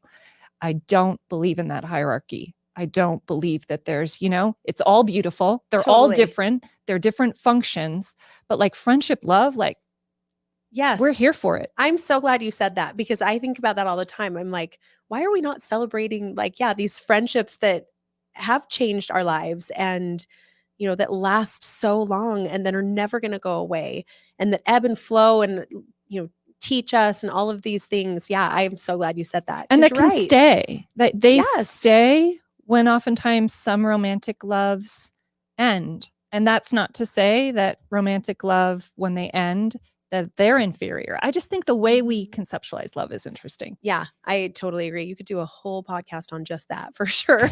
We'll have you back. We'll have you back and we'll kind of talk it through. So how you doing over there, John? I wanted to check in. Super with you. good. I'm loving it. I'm loving just sitting at the feet and absorbing the woman wisdom. I love that. Thank you, John. How are the comments? Is there anything worth kind of sharing at this point? Yeah, Christina writes, this idea of friendship, love is so wonderful. And that's another thing. Our child Clara has been exploring her own gender and sexual identity, and she ended up writing a book about asexuality. But in that book, she laid out that there's different types of attraction. And I'm 52, and Claire's blowing my mind, because we all know what sexual attraction is, pretty much. And that's how we've defined attraction, by the way. Right. Is sexual attraction, basically. That's all. Yeah. But there's aesthetic attraction, which is just, style. You like style and how they look. There's intellectual attraction, how into things are intellectually you are with them. There's spiritual attraction. There's psychological, emotional attraction. There are so many different types of attraction, and just we need to get out of these binaries. You know what I mean? We just really do. Totally. Yeah. So these conversations are really helpful, and I think our viewers and listeners are loving it. Great. Yeah. They're vibing. Thank you. So at this point, I feel like you're kind of rebuilding. Is that right? So now you're kind of entertaining this idea of a business, right? Yep. And you're acknowledging now this sense of, no, what I feel is I actually do feel a sense of unhappiness with this. So I'm going to go ahead. And I think that's important, being honest with yourself and being able to kind of accept what you're feeling is the only way we really get to the next step of rebuilding. So it feels like you're kind of starting the rebuilding, and you've had this acceptance of, no, that rubric, for whatever reason, it's not working for me. Yeah. And I think I had this opportunity with the business with Heather, and it was such a rebirth for me. And at the same time, I think I also had to acknowledge what I was giving up to indulge that piece of myself that wanted to be an entrepreneur, that wanted to create something, to have a business partnership, to do what we were doing. Something had to give. And that was a lot of that was, my traditional role as a mom. I did hire a nanny, and I've had a few nannies, and they've all been so amazing. Love our nannies. They are part of our family. And looking at it now, I'm like, they're so great for my kids. They're so fun. They help me with the driving. These girls are amazing. They're like an extra resource. Totally. But I mean, there's definitely like some mom guilt, and in thinking about kind of where I've experienced grief and loss, it's the field trips that I don't go on because I'm choosing my career, and it makes me feel like a jerk and feel like a bad mom. And it's, that somebody else is picking up my kids from carpool now instead of me. And it's missing out on the trips to Thanksgiving Point and to the zoo and all of these things that I used to do when my little boys were really young and I wasn't working. And I mourn that didn't make me happy before. Of course I loved it, and I would never trade it. I'm not saying that I was going to the zoo and hating my life, but no, I hear that. But yeah, I was missing something. And so I definitely. And how do you, well, and first of all, I was going to say, instead of indulging, just because I'm a language stickler. Yes, I love it. Indulging, I would say you were meeting a need now. that you're acknowledging right. that you have a basic need Yes. for whatever reason. It's the way you're made. It's the way you're, Mhm. and you're not indulging. A man isn't indulging himself by, we would never You're so say right. that about, so what you're doing is you're meeting a need and you're contributing. Yeah. Is what you're doing. So right. You're so right. Yeah. Because I feel sometimes like I was absolutely indulging this like silly, little flittery thing that I felt like I needed to do. But you're right. It is actually what I needed. Yes. I could not survive without it.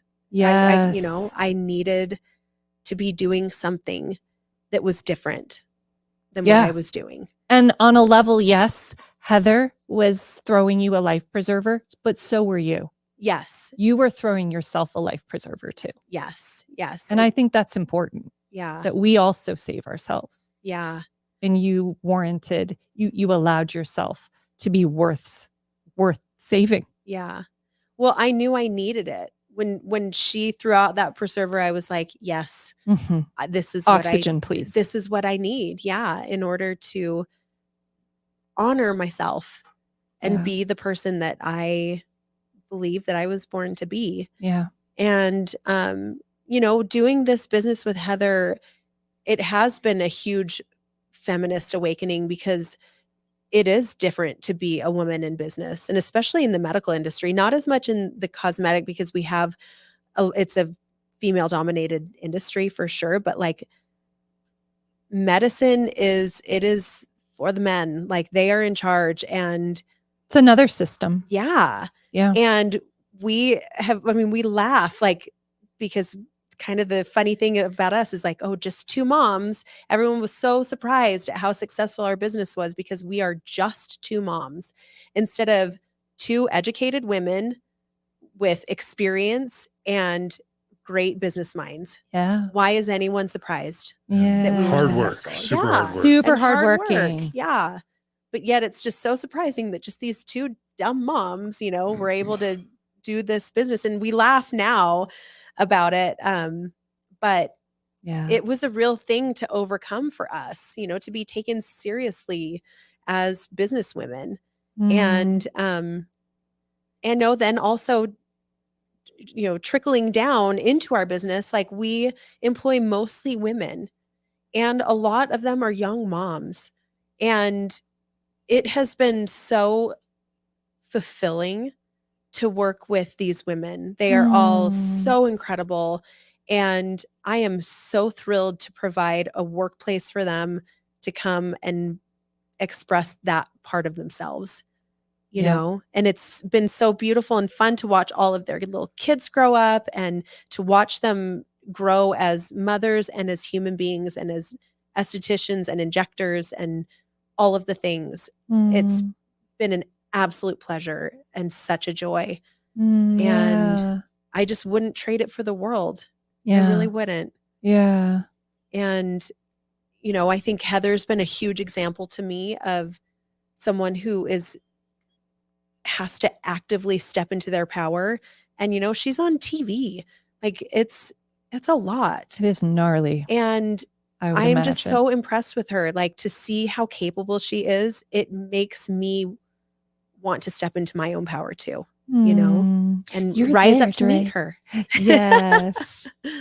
Yes. So, the power of having inspiring humans in our lives, absolutely. right? Absolutely. Well, okay. I wanted to just go back for a minute around grief and loss because I thought you said some important things around that. And what I was noticing is a lot of grief and loss around some of those kind of ideal mom things of being at all the things, right? Yep. At being the type of mom that's made happy by those things, at being all those things. And I think oftentimes, I don't know, do you feel like with the Mormon conditioning, we've been taught to think if it's the right choice, you feel good about it. And it's just everything. It's like everything's blessed. If it's the right decision, everything will work out. But the truth is you can make decisions that are absolutely healthy and good for you and feel loss at the same time. 100%. It's just not I feel like that's a daily struggle. And especially, like a couple years ago, I went through my second divorce And that too, like I mourn every day that my kids aren't growing up with mom and dad under the same roof. I hate it. Mm. And I feel lost that my kids are only with me half of the nights, because Mhm. their dad and I share custody, and and that is loss, and I experience grief because of that. And I'm really happy that I'm not married anymore. Yeah. And I know that I am a better mom Yep. and a better sister, a better friend, a better daughter, a better boss, a better business partner. I am a better human being because of that choice. Yeah. And I don't need anybody to understand it Yeah. as long as I know Right. that was what was right for me and our family, Right. honestly. Yeah. So would you say that it's kind of a daily practice then to sort of navigate those feelings of grief and loss? Yes, It's not absolutely. something you did and now you're past. Yes. And a lot of it is replacing, like, for example, feeling sad about, that I work and that I'm not home with my kids every single day, and missing out on some of those things. And then I replace that with my boys get to see that mom also works, and that I Yes. pay for my own stuff, and that I own my own home, and that women can do that. And that my daughter, who, I remember one time she was little, I think she was like 8 or 9. And I remember exactly where I was on I-215. And she said, "Well, Mom, can't I just marry a rich guy like you did?" And it was like a stab to the gut, because I'm like, "Oh, no, no, no, no, no, no, no, no. That we're not doing that." And I now know that my daughter works at BeautyLab, and she goes to school, and the truth is, so she's part of the LGBTQIA plus community, and that is not going to be an option for her to just marry a guy and have him take care of her. She doesn't want to marry a guy. Mhm. And so I'm like, this is what we're doing now. Like, you have to take care of yourself, and you have to learn that you can take care of yourself. You don't have to rely on other people, whatever that Yeah. looks like. Yes. And so I'm replacing that regret and that guilt and shame and grief and loss with, okay, I'm not at the field trip today, but my kids are seeing their mom providing for them and being an equal partner with their dad. And that's the greatest gift that our divorce gave us. So let's move into that part of rebuilding. So we've Yeah. done a little bit of the professional. Talk to me a little bit about gender roles and this rebuilding around some of those narratives and how it's affected your parenting. Okay, so it's affected everything about my Yeah. parenting. I feel like I've gone through such a transition over the last few years with this, and it's a daily practice of forgiving myself for not being that perfect on paper Mormon mom. I'm just not going to be that. But like you said, there are a lot of ways to show up as a good mom. And I think in my second marriage, it was hard because I presented myself as a stay-at-home mom that I wanted to do the traditional gender roles. And turns out that didn't work for me. And that is what my kid's dad wants. And so he should have that. And I think we both kind of got to the point where it's like, why are we trying to fit this when what you want is not wrong and what I want is not wrong? Yeah. They're just not It's just compatible. exactly They're a just not mismatch. compatible. Yeah. And and so I do think, and I ever since my daughter came out, we have a lot of messaging and talking around LGBTQIA plus issues and rights, and it's a major conversation in our home all the time because it's part of our life now. Yep. And that didn't exist before. Yeah. Not that I've always been an ally, and I've, all of that, but it wasn't something that I really talked to my kids a ton about. And now it is a part of our daily life all the time. And I'm super proud of that. My kids know exactly what pride is. And, they know about pronouns, and I love that. it's just different than how it was earlier on in my parenting, you know? Yeah. And I think also just the idea of gender roles, I just am really, really careful with my kids. Yeah. To not try to pigeonhole boys and girls. And, you know, it's funny because my middle son is very emotional. And I worry that sometimes he hears like, oh, don't cry. Don't be, you know, hmm be a big boy. And boys don't cry and that kind of thing. And the truth is like, he's just a totally emotional kid that cries a lot. Mhm. And that is going to be his experience. And so how do I lean into that and allow him to express himself in a healthy way and give him language for it and nurture that piece of him, because that is not girly or boyish. That is just him Human. being him. That's you right. know? It's human. Yep. And I love that he's connected enough to show those emotions, Yeah. you know, because I Yeah. think that's oftentimes what happens is it's like that circuitry, it particularly with men, you have like this disconnect. Mhm. You know, it's sort of like, you know, not only are they not crying, they're not aware they're sad. They don't Yeah. have language. They don't have for what they're feeling. They're not connecting with themselves in their own experiences and their emotions. So I love that he's doing that. Yeah. Yeah, I do too. I do too. But it's interesting how I am very aware that he is very emotional. And I don't sometimes I wonder like if he was a girl, would I be this in tune with it? Because that seems normal. Like this Mhm. unfortunately, because of like some of the things we've designated as being male or Mhm. female or boy or girl, it does stand out to me that he's so emotional. And that's something I need to work on and just, you know, Yeah. remind myself he's a kid and he is showing up the way that that kid shows up, Yeah. you know? Yeah. Absolutely. Yeah. I mean, what I hear in what you're saying is just an expansiveness. So yes, we were talking about that loss, and that can be tough as you're rebuilding to kind of have this sense of what you're losing. But then I'm hearing all these births, all these new things that have been brought to your world that make am I getting that right? Yeah, Where it feels like your absolutely. world has expanded, your love is larger. Mhm. You know, that your whole experience has kind of widened. Yeah, absolutely. I feel that. Um I feel like I have had a rebirth, you know, an awakening, a personal renaissance, you know, of being able to reinvent myself at 41. Who gets to do that? We Yeah. all do. And it's really exciting. And it's not to say that I don't, you know, question myself and wonder, have I made the right choices? I screwed everything up for my kids and for myself.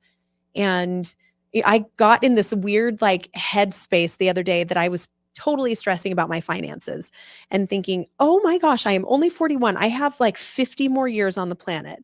And how am I going to take care of myself? And what did I do? And I'm alone and I have no one to take care of me. And like I had to just talk myself out of that and be like, are you joking? You're totally capable. You chose this and you can do it. And I know I can. Yeah. And why does that seem so scary? I don't know. It's because I'm a girl, because I'm a woman. And you're human. Yeah, and I'm human. But it feels like I'm doing something that I'm not supposed to be doing. Yes. You know? Being totally in charge of my future. Yeah. You Kind know? of going against current Mhm. still. Yeah. The Yeah. current of sort of how we're socialized on a lot of levels. Yeah. Yeah, completely. That makes sense. And it Completely. is effortful. I Yeah. mean, it's not like swimming with the current. I'll tell you that. It's Mhm. effortful and it can be tiring. And it Yeah. makes sense that you're feeling a lot of those things. Have there been, you can take this either way, particular obstacles? Would you say loss is the biggest kind of hard thing about rebuilding, that it shows up as often as it does? Or what would you say has been like a harder aspect of rebuilding, if anything? Guilt and shame. Guilt and shame. Guilt and There shame, you're hands down. Okay. Yes. I do guilt and shame very well. Yeah. So, super good at it. And yeah, I think just, feeling like I don't measure up, that I've done it wrong, Mm. that there's something wrong with me because this is the path that I've thrived on, Mm. which is ridiculous backwards thinking. Yeah. It really is. Because if someone's thriving, do that. Right. Do more of that. Right. But I think, again, it's the internal misogyny and patriarchy that I'm like, no, it's not supposed to be this way. So I need to feel guilty about it. Right. I need to feel like I've done it wrong, even though I'm happier and am a better mom and I'm much more present and connect with my kids. I'm proud of myself as a mom. I know I'm a good mom. Yeah. I love my kids. Yeah. So how it sounds like that comes up for you a lot. What do you do with that? Process it in therapy. Yeah. Self-talk, and also that reframing. Yeah. It's like rewiring, isn't it? Absolutely. Yeah. And it is. It's a daily practice. Yeah. Again, the divorce thing is the perfect example. If I wake up alone in my house and I don't have my kids, I do feel sad. I miss them. And I think, oh, this sucks. This is sad. And then I think, oh, but remember how you were. Remember what a zombie you were. Remember how you didn't want to come home. Remember how you were detached. Remember all of those things. And remember that your kids are just 3 minutes up the street. You have a great relationship with their dad. You can go over there and see them anytime, call them anytime. This is ideal. Yes. That's a reframe. Yeah. It's a total reframe. Yeah. Beautiful. How about victories? Are there things that come to mind in rebuilding? So along this time, starting a business and how you now navigate parenting with this full embodiment of, roles, and that you are kind of all the things in many different ways. Like, what for you feels like moments of just, these are victories for me in the rebuilding process? Yeah, I think, it sounds dumb, but like, I think when I signed my mortgage, that was like my a gosh. huge victory for me. I was like, are you kidding me? Like, this is my first house that I owned by myself, and I did it. So that was a huge victory. My daughter Elsha goes to Dixie State, and moving her in to the dorms and then walking over to the admin office and whatever. And we paid for her meal plan, and I paid her tuition and did all of that and got her moved in. And then I flew home from St. George, and I remember sitting on the flight and being like, holy crap, I did it.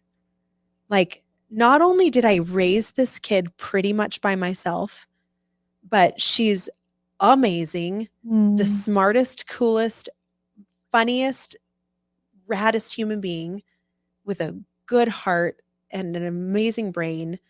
And I got her moved in, and I paid for it myself. I didn't need any help from her dad, from my dad, from anyone.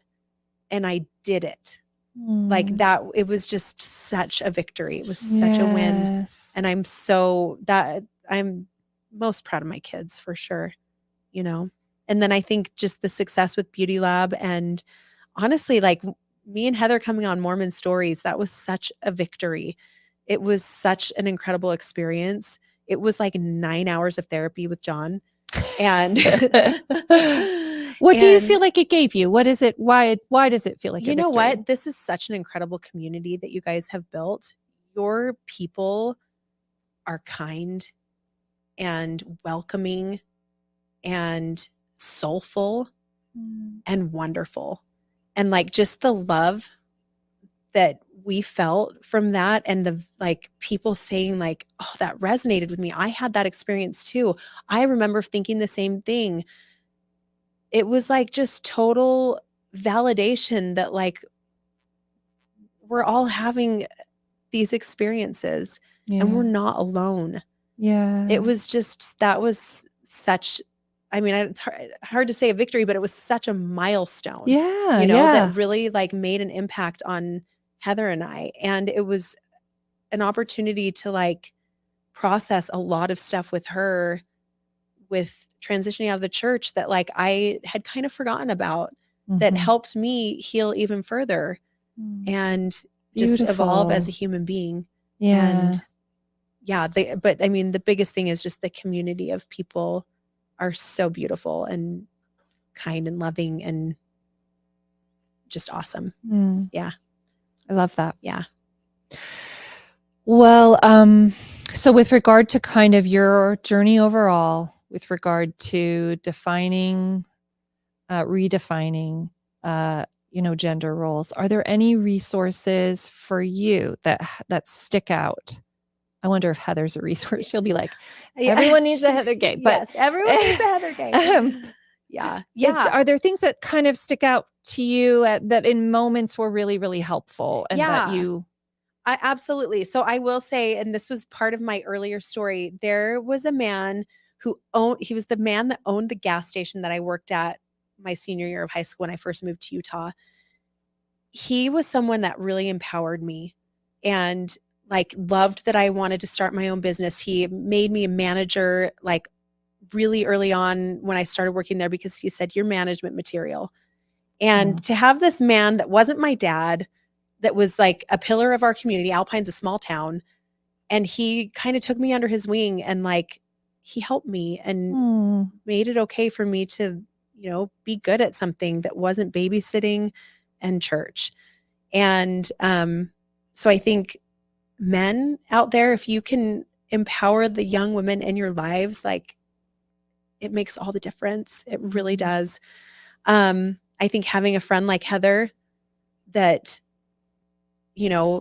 she just gets me and I get her, and she is so empowered, but also has all of the same self-doubt that we all do, but is really good at talking about it. Yeah. That's been huge for me. So Also, everyone reach out to Heather. yeah. So that no, slide into her DMs. No. And also, I mean, I've talked about this last time too, but I read Glennon Doyle's book, Untamed, and that book changed my life. Like she perfectly put into words how I felt as a caged animal, why should the cheetah be sad? Yeah. Because she has this beautiful, safe place, but it's not the wild outdoors. A beautiful, safe cage. Yep. A beautiful, safe cage. So. And we're not saying what a cage means for you. Right? Yes, exactly. That's very individual. But when you feel like Absolutely. you're in a cage, time to set yourself free. And it's okay. I feel like reading that book helped me forgive myself for being, for that's some of the wanting what I want. Hardest, best work there is. Yeah. That journey. Yes. Yep. And then therapy. Everybody go to therapy. Therapy for everyone. Therapy for everyone. I know. Yes. I know. Yeah. Yeah. And I love too, I mean, I'm going to just say a resource that you're giving, because I love that on some level, you're providing work opportunities for women who on a level are like you were, Totally. so women also showing up for women and empowering and providing opportunities too, where they can. Yes. Yeah. I love that you're doing that. That is one of the best places that we as women can help change kind of the vibe of what is happening in our culture. Is we have to support each other. Yes. And love each other and celebrate one another's victories and empower one another. And I mean, that is honestly one of the most impactful things for me is the women in my life. Yeah. Yeah. Yeah. And not only when their journeys look the same as ours, Yep. But where they may be different too. Yep. Yeah.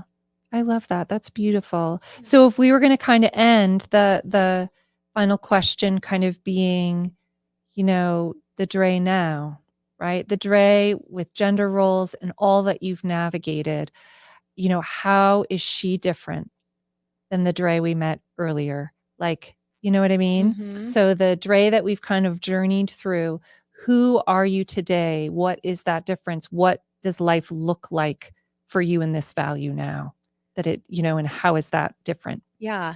I think this Dre is apologizing much less. I'm still apologizing. I'm still a work in progress.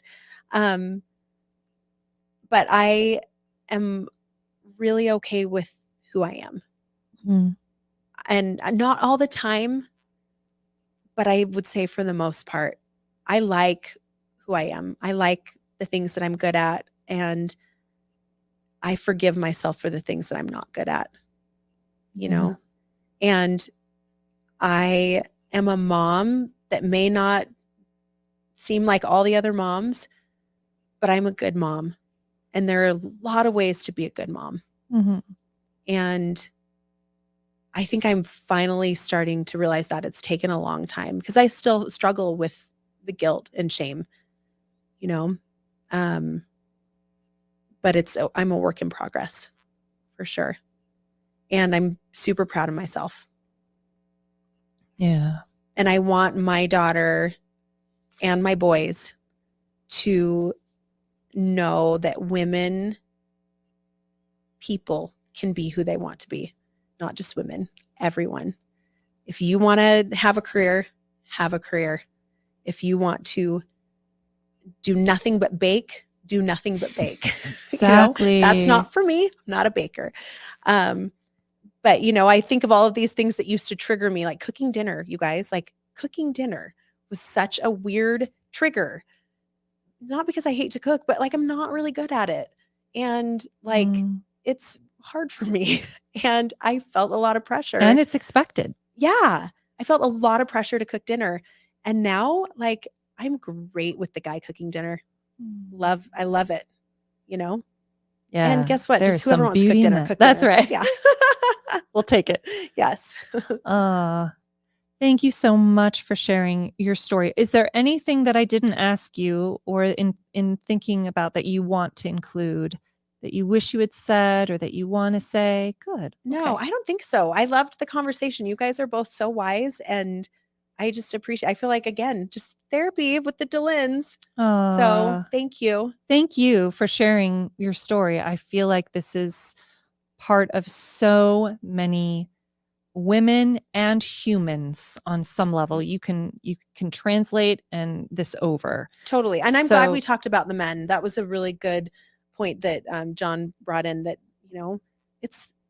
this is something that affects everyone. Yes. These gender roles and stereotypes and the boxes that we put people in do not serve us. Right. All across the board. Yes. Mm-hmm. Yep. Beautiful. Do you have any final thoughts, John? What's going through your mind? No, I'll just read a few final comments that people shared.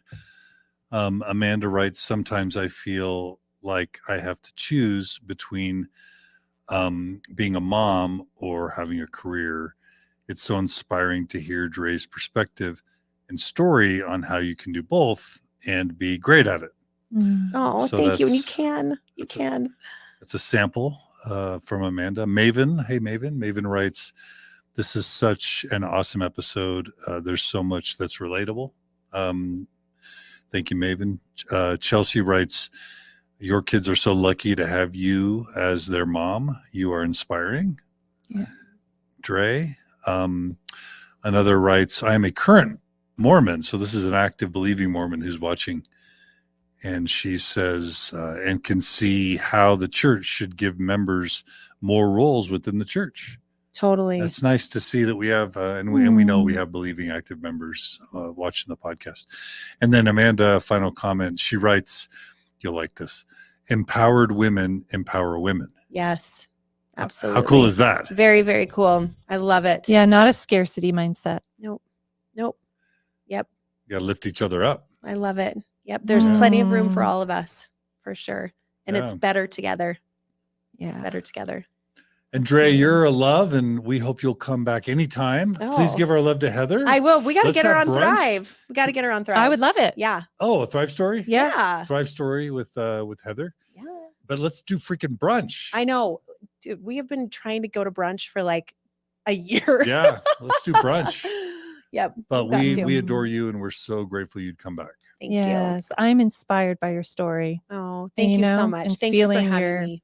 your strength and just the beauty of your becoming. It's a joy to witness, really. Oh, well, thank Yeah. you so much. Thank you guys. I really appreciate it. I mean it.